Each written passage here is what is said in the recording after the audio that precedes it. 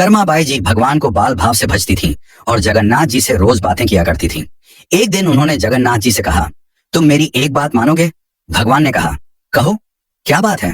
कर्माबाई जी ने कहा, मेरी एक इच्छा है कि एक बार अपने हाथों से आपको कुछ बनाकर खिलाऊं। जगन्नाथ जी ने कहा, ठीक है। अगले दिन कर्माबाई जी ने खिचड़ी बनाई और जगन्नाथ जी को भोग लगाया।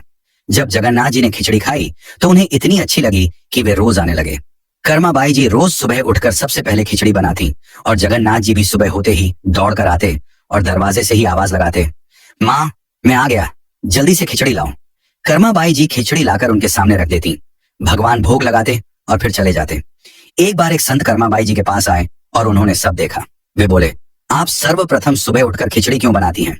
ना स्नान किया, ना रसोई घर साफ किया। आपको ये सब करके फिर भगवान के लिए भोग बनाना चाहिए। अगले दिन कर्माबाई जी ने ऐसा ही किया। जैसे ही सुबह हुई, भगवान आए और बोले, माँ, मैं आ गया, खिचड़ी लाऊं? कर्माबाई जी ने कहा, अभी मैं स्नान कर रही हूँ, थोड़ा रुको। थोड़ी देर बाद भगवान ने आवाज लगाई, जल्दी करो माँ, मेरे मंदिर के पट खुल जाएंगे, मुझे जाना है। वो फिर बोली, अभी मैं सफाई कर रही हूँ। भगवान ने सोचा, आज मेरी माँ को क्या हो गया? ऐसा तो पहले कभी नहीं हुआ। आखिरकार भगवान ने जल्दी जल्दी खिचड़ी खाई, लेकिन आज खिचड़ी में वो भाव और स्वाद नहीं आया। बिना पानी पिए ही वे भागे। बाहर संत को देखा तो समझ गए कि जरूर इसी संत ने कुछ पट्टी पढ़ाई होगी।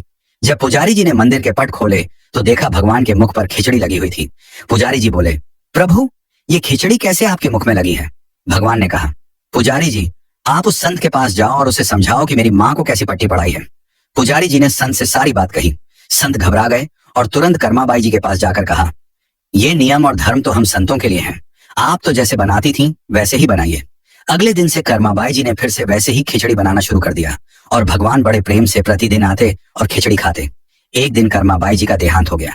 भगवान बहुत रोए। जब पुजारी जी ने मंदिर के पट खोले तो देखा कि भगवान रो रहे थे। पुजारी जी ने पूछा, प्रभु, आप क्यों रो रहे हैं?